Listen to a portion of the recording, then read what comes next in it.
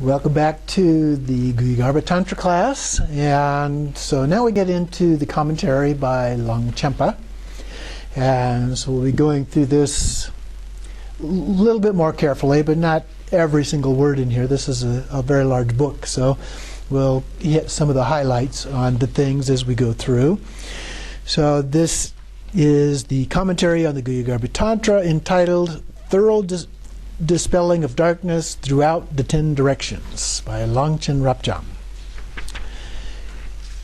And so it begins with the homage, and there are some fairly standard structures to tantras and other texts, and this tends to follow those, and so the homage is typical beginning for these.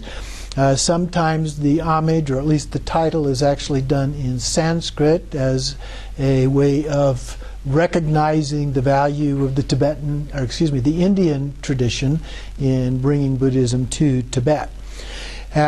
So this one goes through, the first part relates to the three kayas and the 3 times, and then he specifically mentions the original protector, which is Samatibhadra, and also talks about Samatibhadra with Samatibhadri. So they have him and his consort together, and talks about the importance of the 5 wisdoms, the 5 Buddha families as a part of this, and they are represented in the Sambhogakaya form. Generally speaking, that would be true. And there are both peaceful and wrathful forms of those. In our Thangka painting over here, I know the video people can't see that, but it does have both the peaceful and the wrathful deities depicted in that. And then we have a statement of commitment. So traditionally the authors would make a statement about their commitment to write the text, as well as a statement about why they wrote the text. Here he says, this supreme path of the secret essence establishes the important teachings of the Sambhogakaya.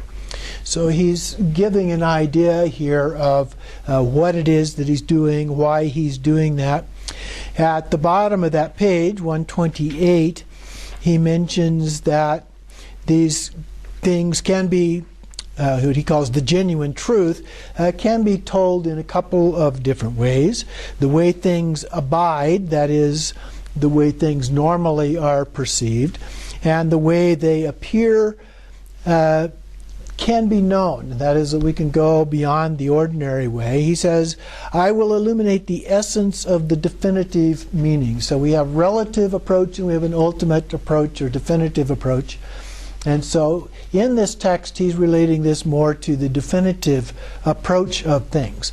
As a result of that, the text takes on a very highly Dzogchen kind of a flavor, or the path of great perfection. And then there's the author's introduction. So he talks a little bit more about this here, and mentions Samatibhadra, and that he has this great palace of the space of phenomena. And so the palace isn't necessarily a physical manifestation of some kind, although we'll see as we go into this that there certainly are some aspects that resemble that as a part of this. But it's the palace of the 5 Buddha families, if you will.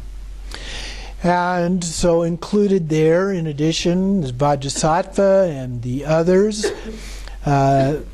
Includes here, as a part of his introduction, the secret mantra of the outer generation, Mahayoga, the inner transmission, Anuyoga, and the secret perfection, Ati-yoga. So all 3 of the different highest yoga tantra level things are included in this. But the focus here is really Mahayoga. This is a generation stage text. And so Mahayoga is the main focus, but as I mentioned, has Ati-yoga, the Dzogchen tradition, is heavily represented in the way that he articulates this.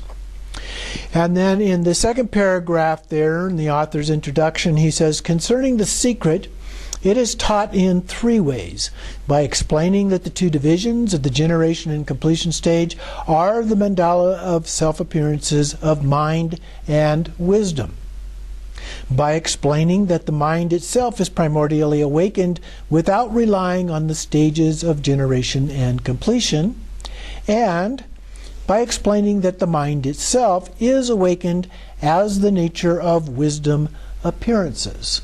So three different ways of looking at this here.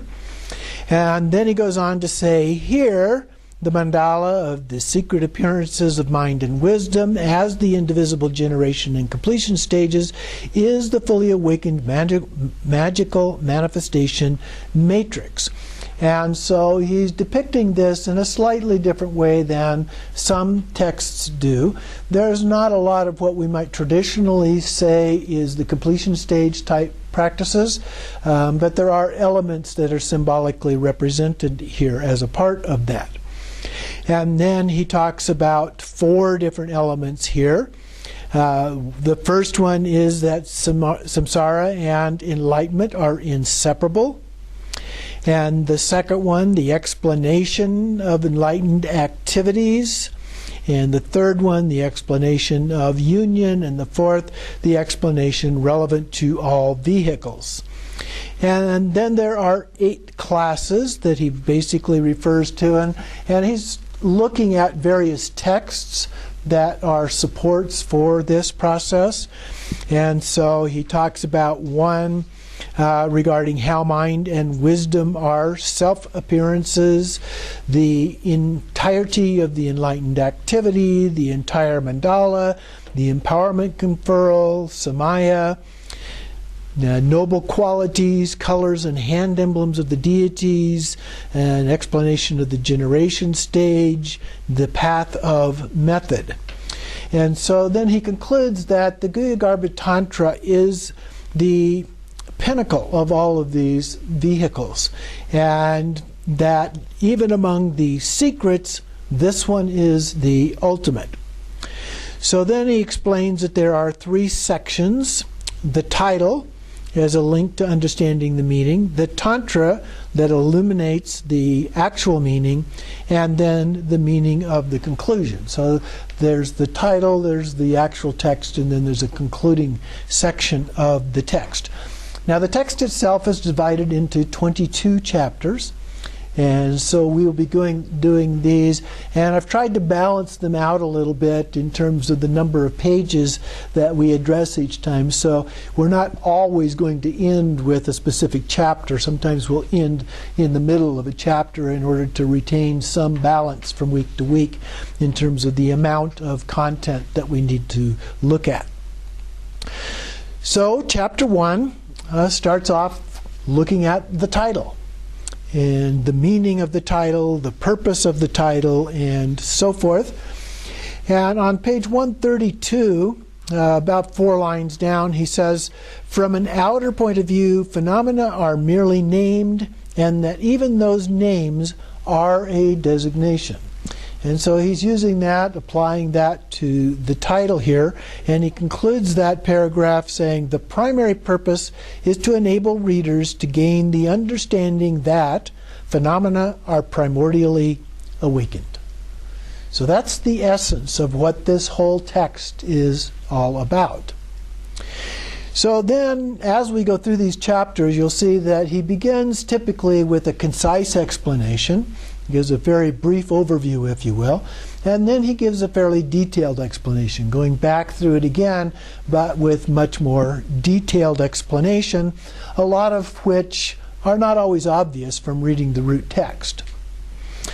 And so he begins here with the concise explanation. He says the concise meaning is that phenomena are primordially awakened as the mandala of the victorious ones. So the mandala of the victorious ones are all of the deities. And then he mentions the words of the title: glorious secret essence, definitive nature, just as it is. So this is the realization that this is all pervasively inseparable from samsara and enlightenment. The two are joined together. And then in the next paragraph, he talks about the meaning of the word secret and says that it is extremely difficult to realize. And those whose three doors, that would be body, speech, and mind, are obstructed, who are unsuitable recipients, it will remain secret to them. So you could read through this, and if you're not a suitable recipient, then you're simply not going to get that. And then at the top of 133, he says the obscured secret is because, although possessing the three kayas, one is unaware of this. So there is the possibility, because we all have that innate Buddha nature. We all have, in that sense, the three kayas. So that you could ask the question, well, if we already have those kayas, how could they be secret to us? And we should automatically understand those things, right? But he's saying, oh, we may possess the three kayas, but we may not yet be aware of the fact that we possess the three kayas. And in that case, it would still remain secret. Then on down in the middle of the page there, he says the hidden secret concerns the uncommon view, meditation, and conduct. If not kept hidden, it is possible that the secret teachings would be inappropriately exposed and turned into the subject of critical analysis. And so what he's saying here is, if it gets out there among the populace who are not familiar with this kind of understanding, this kind of teaching, the terminology and so forth, they would start analyzing it, and they would have incorrect analysis simply because they don't really understand the terminology, the concepts involved, and that kind of thing. And that would then give it a bad name. And so we want to avoid sharing this with people that don't have the appropriate background in order to understand this. And he says that all of this could be synthesized further as the three inconceivable secrets of enlightened body, speech, and mind.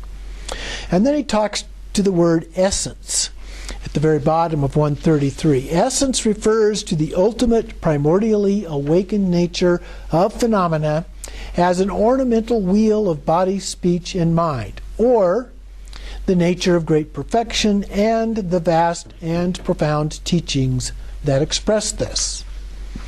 And then he talks about nature just as it is. This means intrinsic nature of the three kayas as the all-pervasive, undeceiving nature of truth, free from transition, change, meeting, or parting. And then definitive. We're talking about the definitive meaning. The definitive refers to the indwelling primordial nature that permeates all beings. So we all have that Buddha nature. It permeates all beings. We all have it. And so the definitive aspect of it is the Buddha nature aspect. Moreover, he says in the next paragraph, talking about secret essence, everything is primordially awakened as the mandala.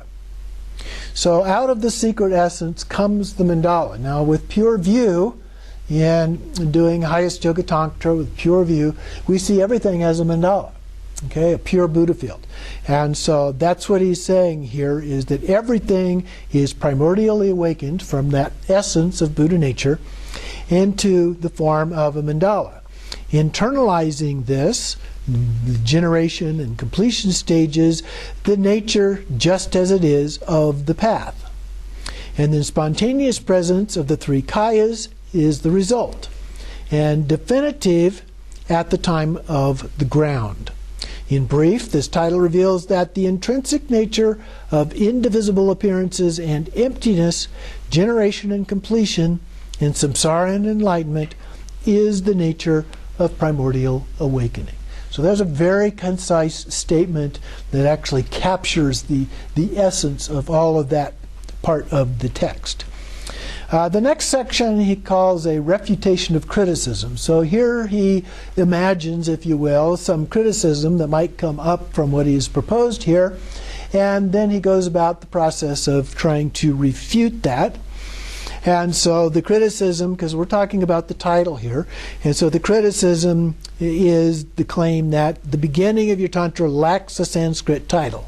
So it's unauthentic. So that's the criticism. And he refutes that by saying, well, there are other texts that also do not have a Sanskrit title, or their title in Sanskrit and their title in Tibetan have exactly the same meaning, so there's no reason for having two titles exactly the same. So that's his basic refutation as a part of this. And then the next section is paying homage. And so he here talks about to have conquered the four demons and the two obstructions. So the four demons here are listed in the notes: death, luring, form, and passions. And they're also in this paragraph, listed in the paragraph as well. And the two obstructions, which typically would be afflictive emotions and cognitive obscurations. And so then these, including all habits, so we have habitual tendencies. You have the actual obstructions, and then you have the habitual tendencies that result from those and cause us to repeat those same things over and over and over again, is referred to fully endowed abandonment. So we have to overcome those demons, if you will, in terms of the obstructions, and get rid of those things. So the four demons here, then he goes through the detail: the demon of death, which creates obstacles to life; the demon of luring, or temptation, if you will, creating obstacles to samadhi; the demon of aggregates, or form, creating obstacles to departure without remains; and the demon of the passions, creating obstacles to liberation.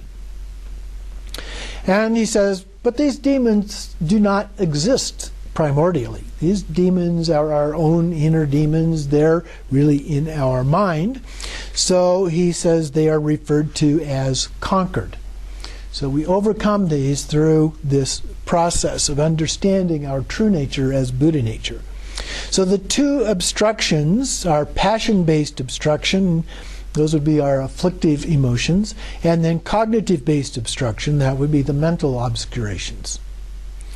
And so then the five poisons emerge out of those, and the mind that fixates upon purifying antidote.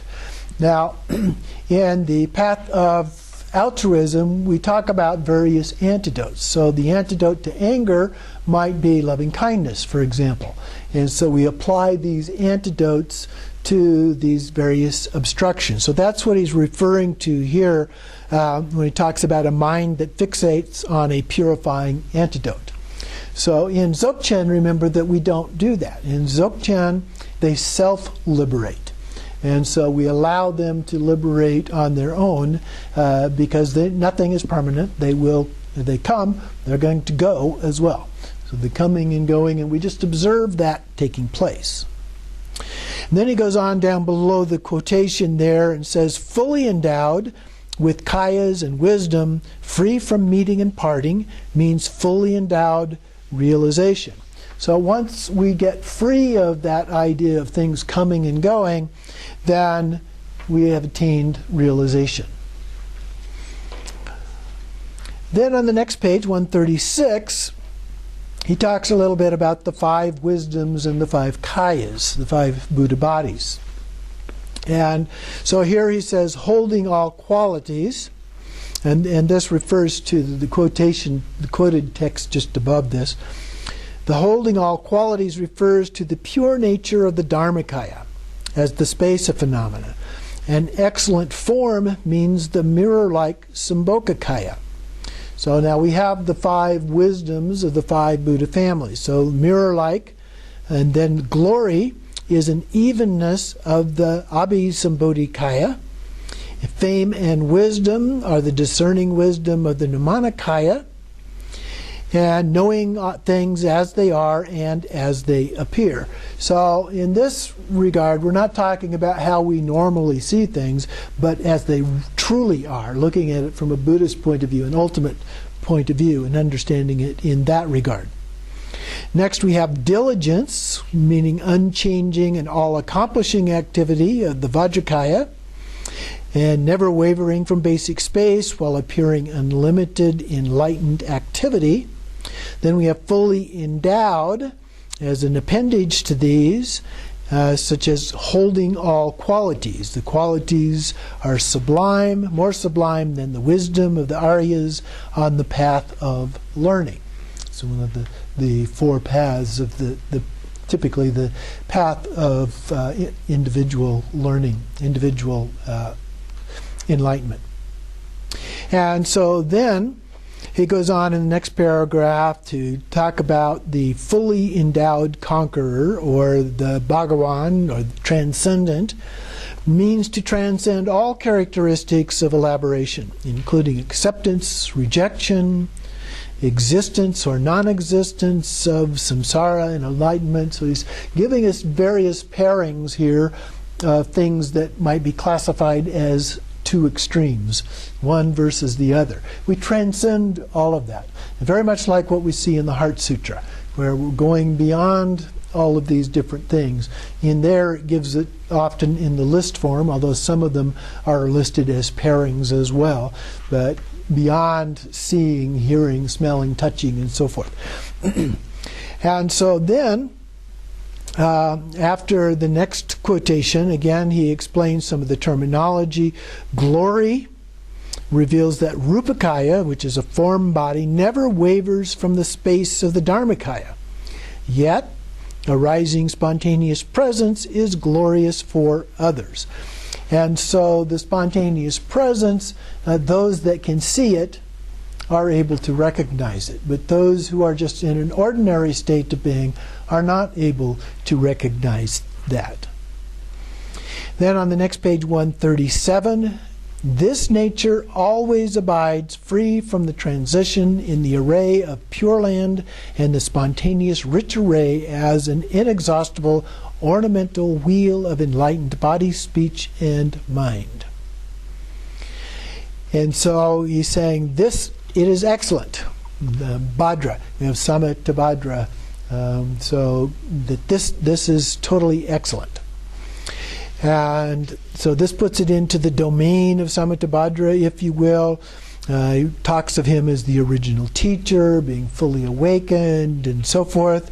This is not in reference to empty nature of phenomena or the nature of the mind. And then he quotes from the all-creating monarch. On the next page then he explains a little bit of that as well. So it is, and so it says there was a teacher, and that was Samatha Bhadra. And the path to enlightenment came into existence, and so did the victorious ones of the three times, past, present, and future. So other Buddhas came into being as well. There's no beginning or end, according to time and the nature of phenomena from the Buddhist perspective, of beginningless time. And then, in the next paragraph, if it were the case that Buddhas and sentient beings occurred individually, skipping down a line, there would be no way to engage with interdependent compassion. So it's necessary that we have that in order to engage that process of interdependent compassion, our compassion as a Buddha for other sentient beings. And then in the next paragraph, the fundamental nature of phenomena, just as it is the intrinsic nature of Samatha Bhadra. So everything is just as it is. That is the essence, that is the nature. The clear light nature of mind is the three kayas. It's spontaneously present. It is the ground of Samatha Bhadra. So achieving familiarity with this path as a manifest realization of indivisible method and prajna is the path of Samatha Bhadra. So beginning to realize this through the practices. By perfecting the path, upon arriving upon the ground, the spontaneous presence of the five kayas and wisdoms is the resultant Samatha Bhadra. So we engage in the process, and as we learn the process and the meaning of that and the expressions of that, then we arrive at the ground, the ultimate understanding, and there then we have the resultant Samatha Bhadra. We become Samatha Bhadra in that form. And then in the next paragraph, the translator respectfully pays homage through the three doors. So Longchenpa is paying homage to Samitabhadra because of his qualities and his abilities and so forth. And he notes, though, that this homage does not exist in the Sanskrit text. Because that's another criticism that some people have made, that the homage was added by the compiler. The compiler here, I believe, would be Longchenpa, and he's saying, but it wasn't in the original, so I didn't put it in. On the next page, we have a new section here, the explanation then of the Tantra. And he divides it into three parts. And so the first part of that, he gives a general statement first. Second, in order to clearly explain the actual meaning of the Tantra, there are three parts. So the first one, the way of compassion arises, spontaneously present mandala. It rises as a spontaneously present mandala. The second is the way both peaceful and wrathful mandalas manifest from the ground. And then the third one is an explanation of the way the teachings are entrusted to disciples. And then the next part is the way the compassion arises. So now he's going into more of an explanation of each of these three parts. So on page 140, and then this part is divided into three more parts. Without moving from space, the Dharmakaya teacher manifests the mandala of Vajra space. Self-appearances is a pure land. And Samitabhadra arises as the five Buddha families. Then the phenomena are primordially awakened, and compassion occurs. The manifest world then appears, and phenomena are recognized. So he's just giving us the step-by-step process of this happening, beginning with Samitabhadra spontaneously arising, the five Buddha families arising, and so forth, as we move through these stages until all phenomena, as we recognize them today, have arisen. The next part, he talks then about subcategory related to the teacher, the Dharmakaya teacher. And it divides into three parts. And the first of those further divides into three parts. Now we see this all the way through the text. It divides into three parts, or however many, and then each of those divides into parts, each of those divides into parts, until we get many, many different levels here in explaining that. And that's just a traditional way of organizing these things. It was used as a support in order to help learn the content of these tantras through the oral tradition, which was primarily used for these. Later on, as they were able to put them in print and have copies, then they had a written form. But the origin of the format that is used is the oral tradition. And so here we have three. I'm in the middle of page 140 here. The fully endowed narrative context, the extensive explanation of that, and then a synthesis. So going down towards the bottom of the page, he has the explanation of the nature. As the narrative context the origin of the Tantra is revealed as the narrative context and understood through the sound A, Wam, Ma, Ya. Okay? You notice the sound of Awam. That's the name of our organization, okay? Even though we spell it a little bit differently there. And so then on the top of 141, he mentions that Awam, the A being the female part, the Wam being the male part, being the seed syllables for vowels and the source of other syllables. So those are being represented as the source of all other vowels and consonants, if you will. And so that is revealed by saying this speech in the root text. And then, although Maya, or some might say Maya, putting those together, is intrinsic nature. It's magic, self, origin, and the like. Those are different ways in which that could be interpreted. But here he says it's defined as the origin. So that's among all of those words that could be used, that's the one that he is intending here. And that refers to when this was taught. So it was taught as the origin. So taught means the compiler is the one who is the fully endowed teacher. The teaching reveals the fully endowed retinue.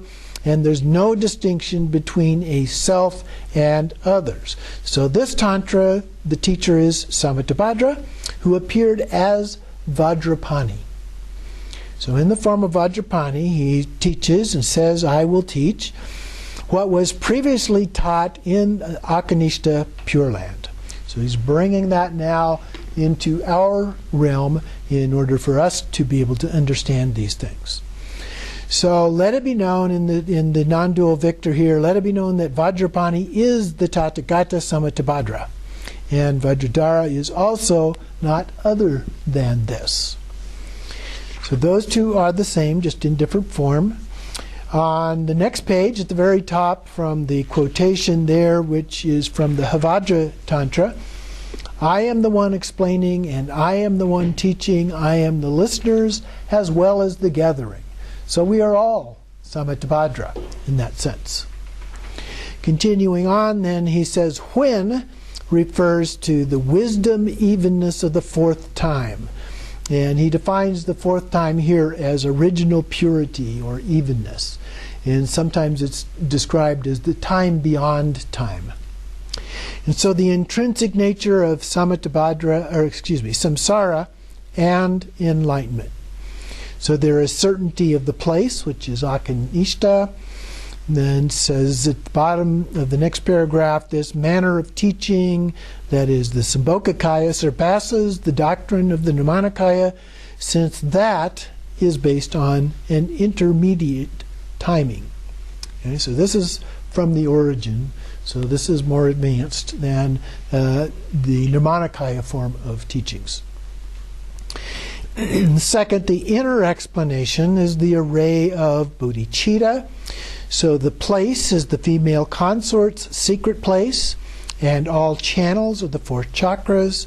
The teacher, in union with the consort, is the white and red vital essences and wisdom mind. And then the retinue is the experience of 16 joys, and time is the time of the crown aperture chakra. So here he's talking about a direct realization of this. So there's a lot of symbolism involved in that, which he explains a little bit more. He also talks then about going on here from the consequence magical manifestation matrix, the A syllable, the Wam syllable, the Mada Manu, and then Pa, Yana, and Yama. And so he explains those things here.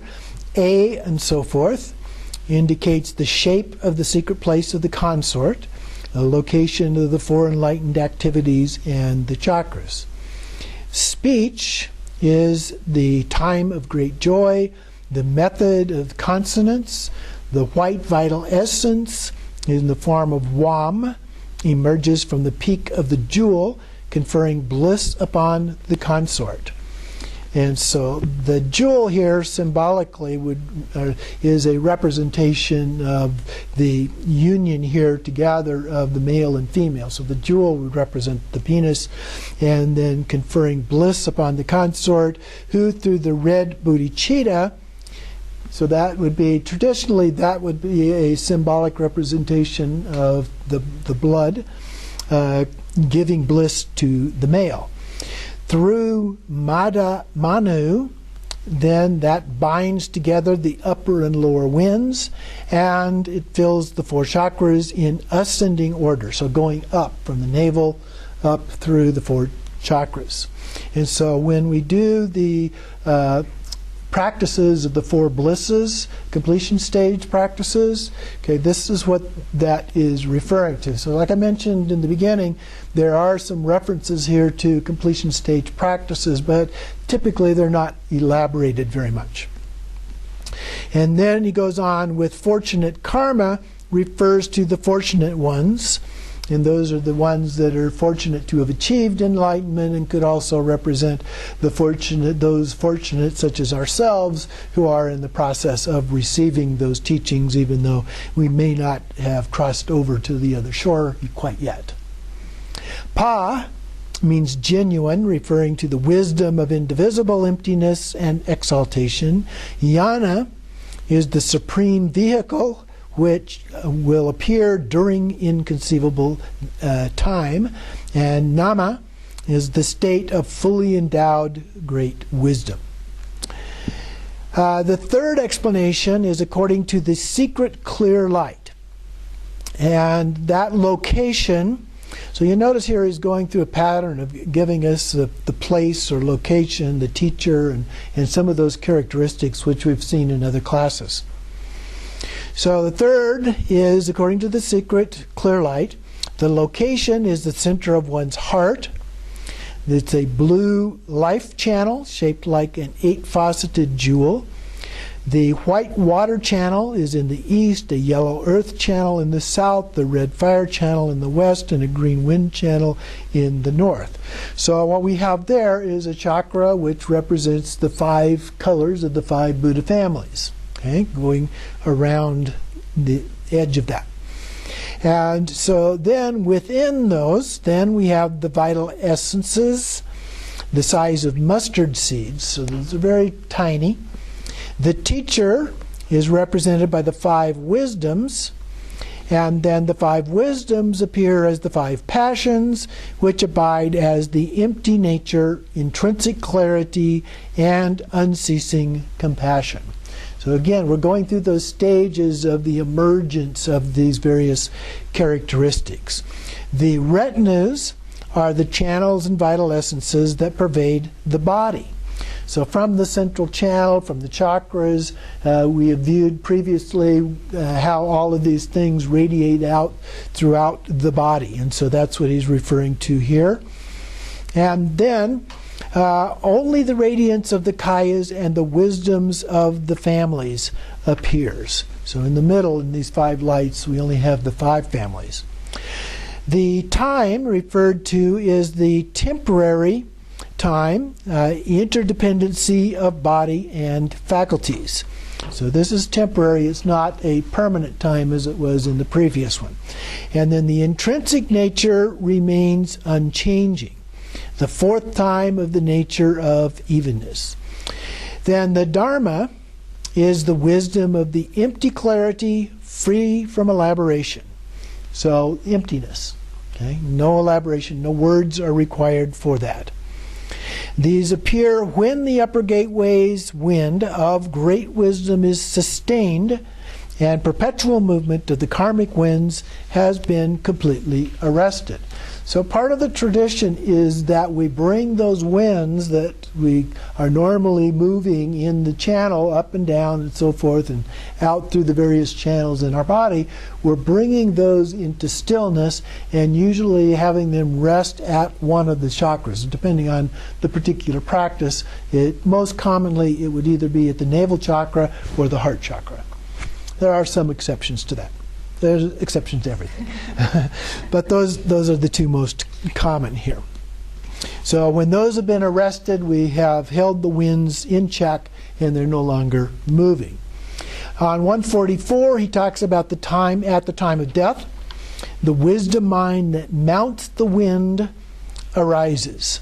And so if you recall, at the time of death, when we go through the process of the dissolution of the elements and then the dissolution of consciousness into total black darkness, no movement of the winds, okay? Then the winds stir and the clear light appears, okay? I think this is what he's referring to here with the wisdom mind that mounts the wind arises. And then the Vajramandala of Akanishta emerges from the heart.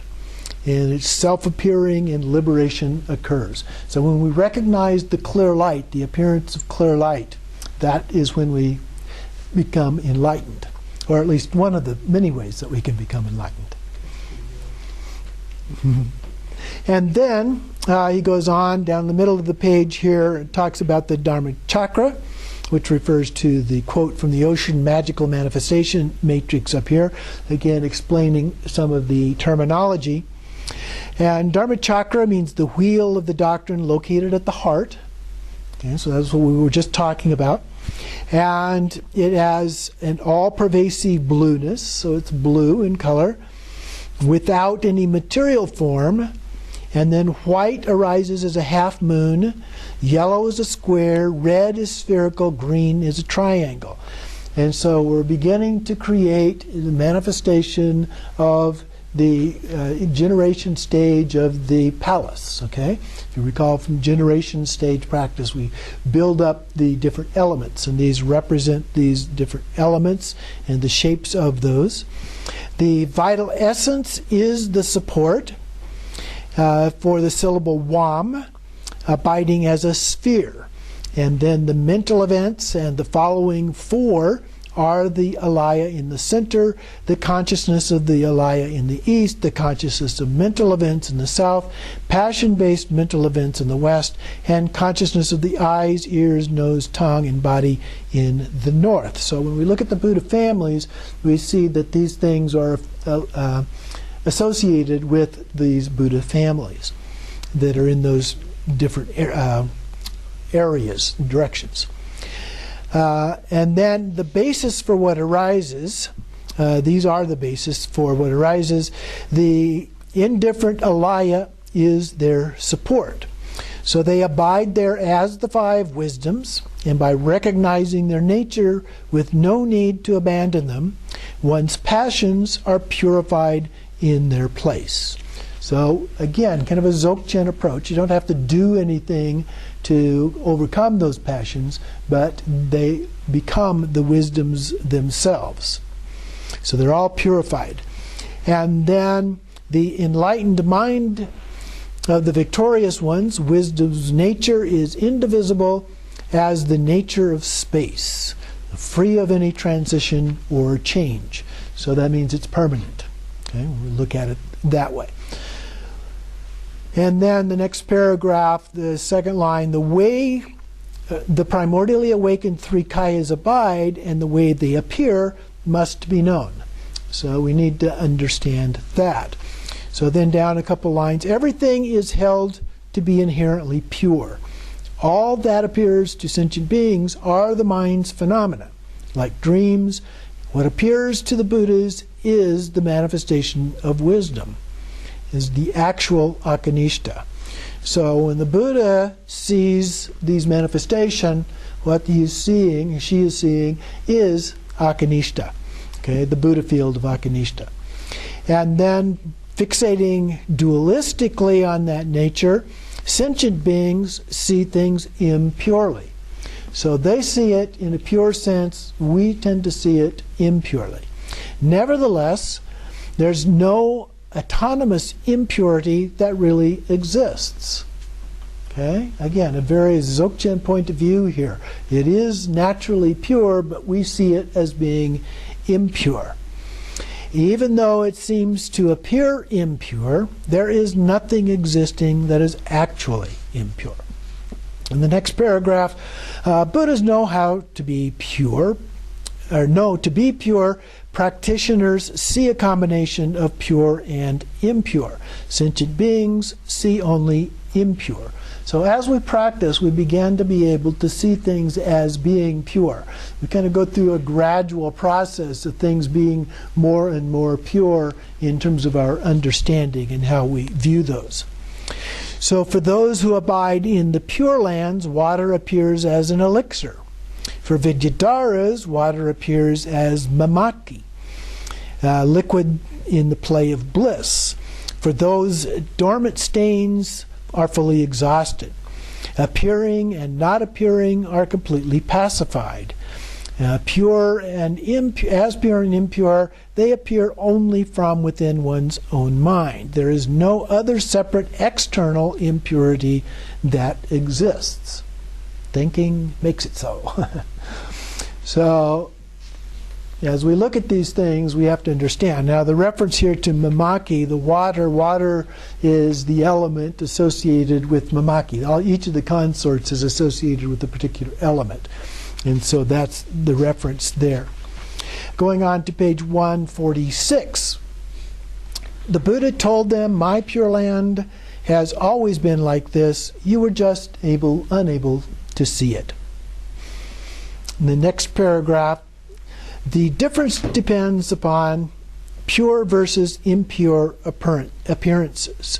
And he notes that this appears to contradict what the sutras say. And then, so he quotes then, "I can clearly see with stainless vision whether the realms of the world are pure or impure, and whether sentient beings' faculties are supreme or not." So Buddha can tell whether we're actually seeing pure or impure way. And then he responds here that imagine two people. One's asleep and one's awake.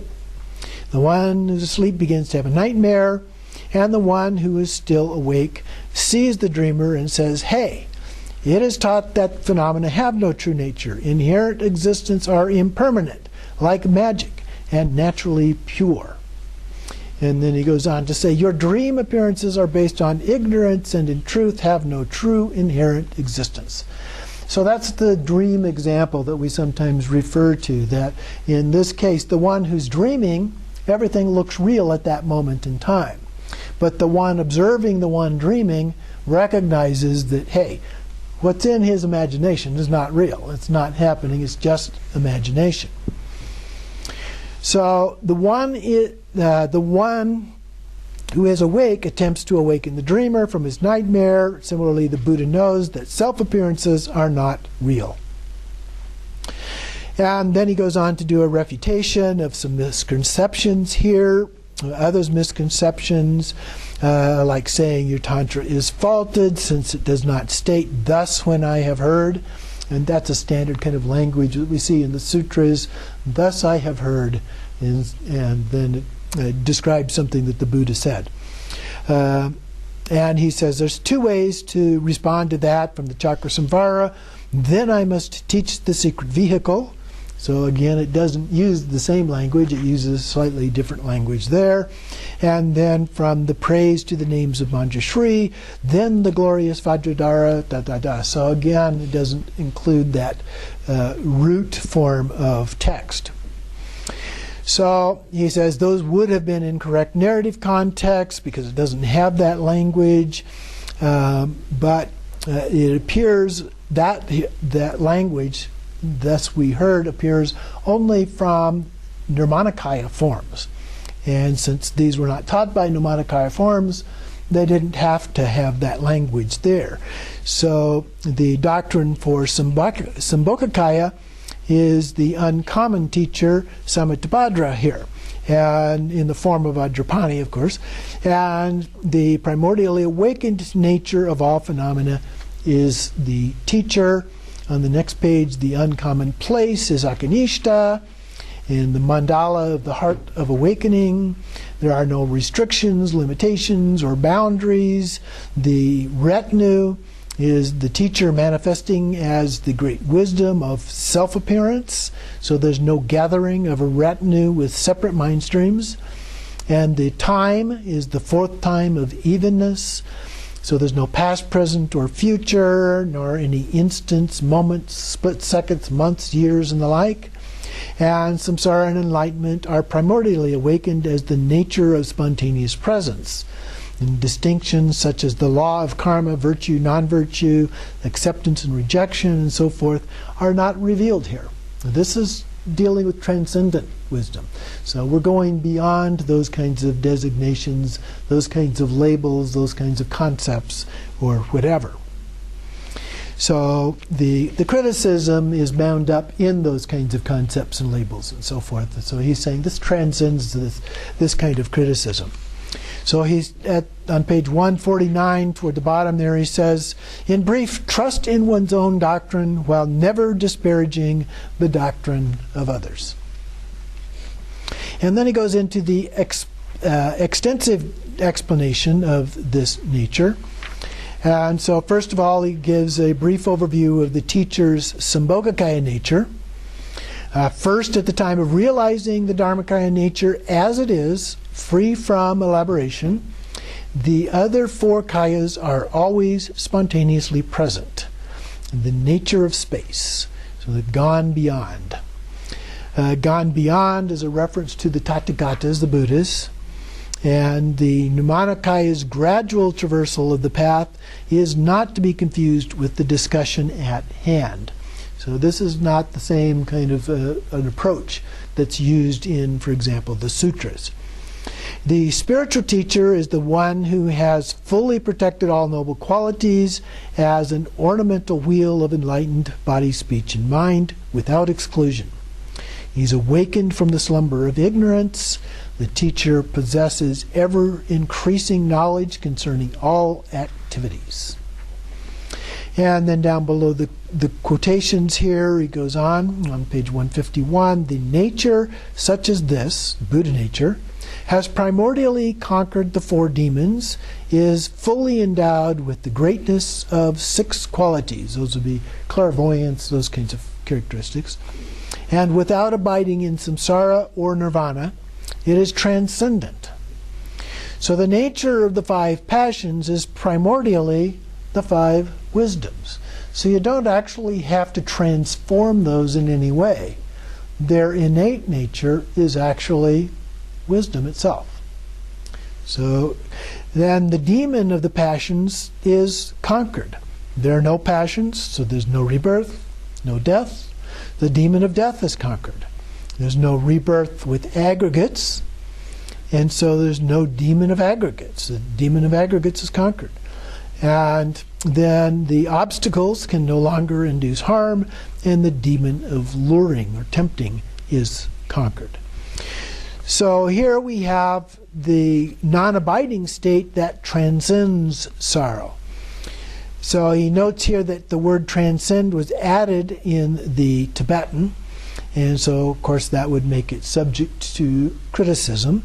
And he says the meaning of the Sanskrit word is bhaga or bhagavan, which refers to the transcendent or transcending samsara and nirvana, revealing the state that does not abide in limitation. So when we're in that state, since we're beyond that, we've transcended that, there is no need for that concept to be spelled out. Then self-appearing wisdom is spontaneously present as the play of magical samadhi. So it is called great abundance, or Sambhogakaya. Sometimes Sambhogakaya is translated as the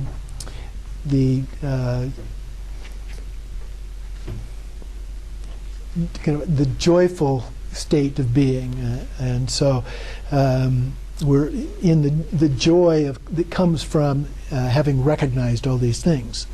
And then wisdom intent of the self-appearing Sambhogakaya is the intrinsic nature of everything. So the nature of Vajra, body, speech, and mind of all the Tathagatas is fully endowed Dharmakaya. That didn't exclude anything. The Sambhogakaya does not exclude anything. And the Buddha's wisdom intent is not individualized, so the nature is undifferentiated. It's primordial, spontaneous presence, free from meeting or parting. Okay.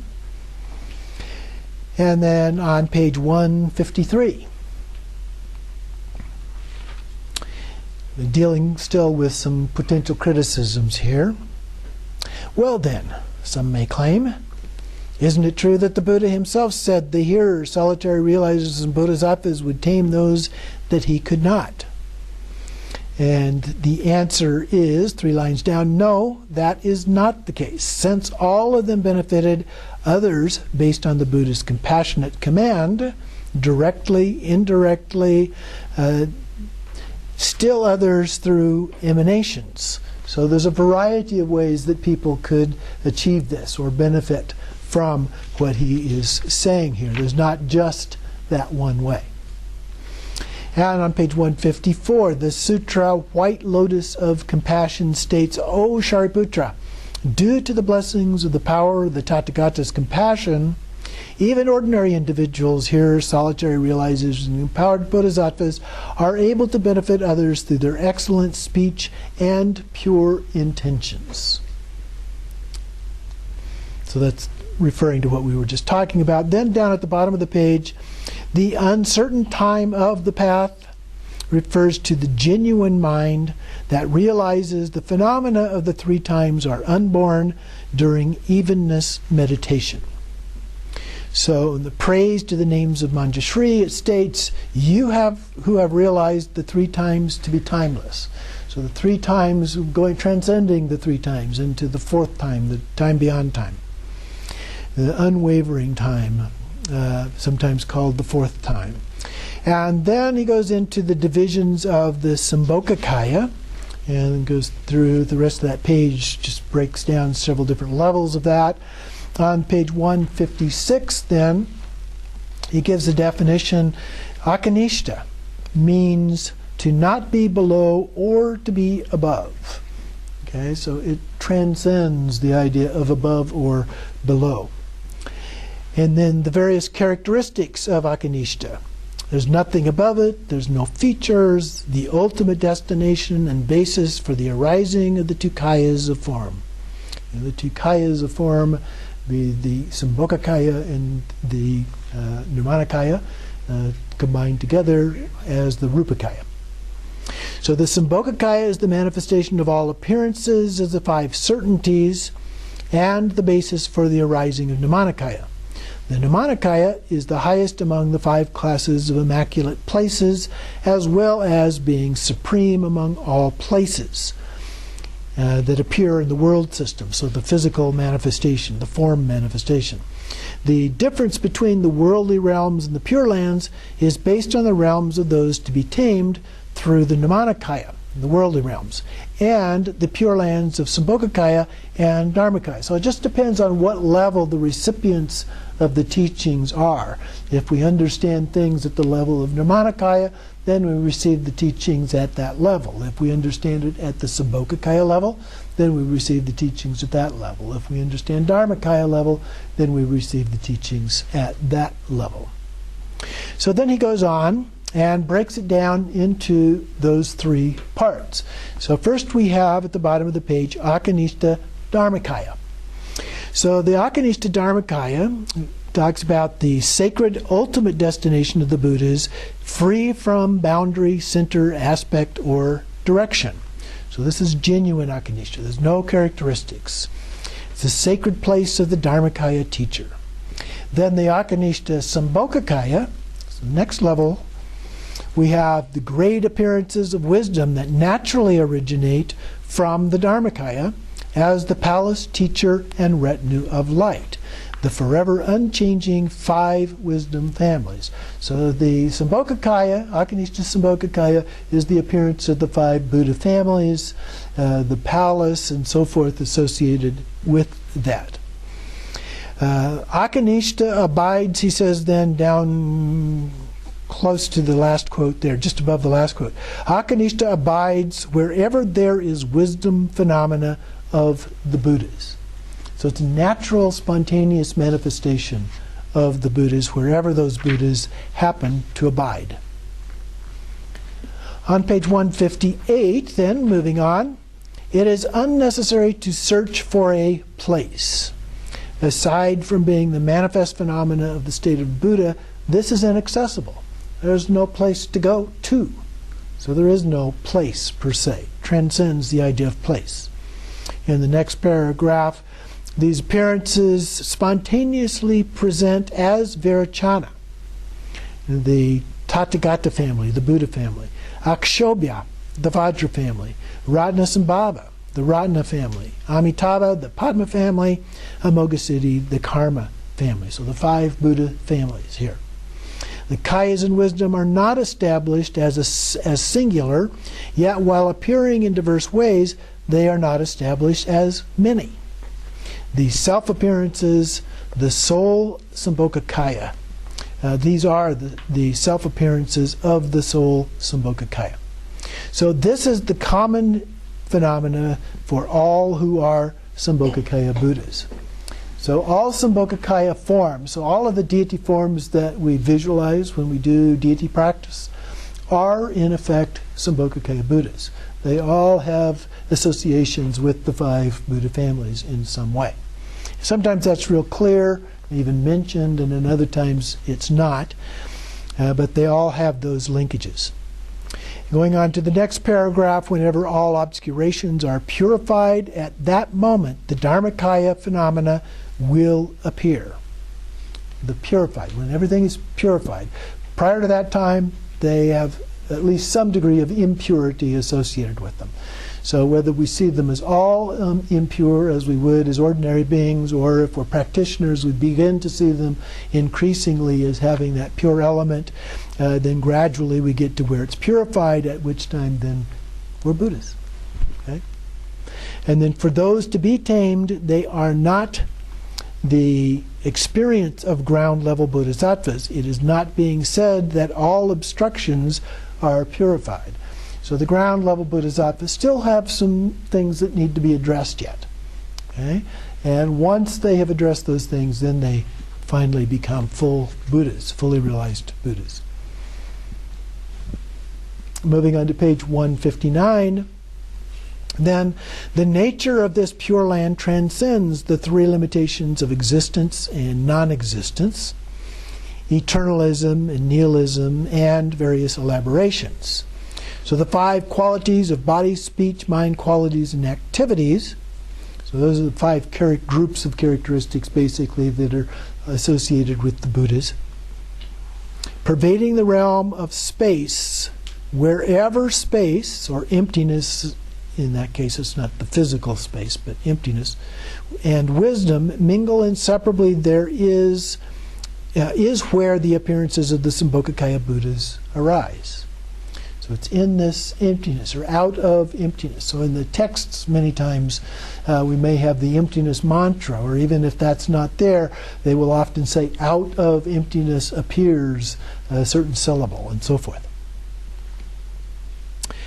And then down below the quote, immeasurable qualities refers to Sambhogakaya. And then 4 lines down, the distinctions of individual Sambhogakaya Pure Lands are determined solely upon the perspective of individual victorious ones awakening as the Sambhogakaya.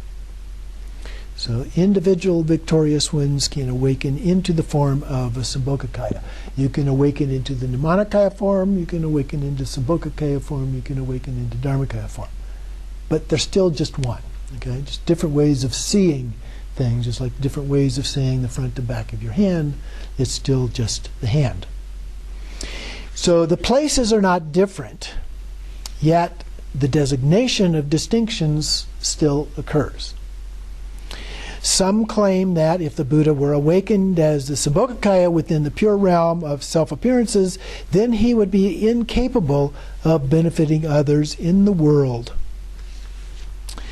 And he goes on to explain that. There's quotations there. So just above the middle of the next page, 160, he says, the fully endowed doctrine of natural great perfection, Ati Yoga, is taught through the intrinsic nature of the blessing of Samantabhadra's wisdom mind, appearing as the Sambhogakaya to teach the Bodhisattvas.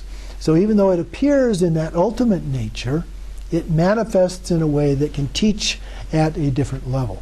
Okay? So all of those 3 kayas are always present, even though they may not be obvious. And then we go to Akanishta Nirmanakaya. Take a short break here.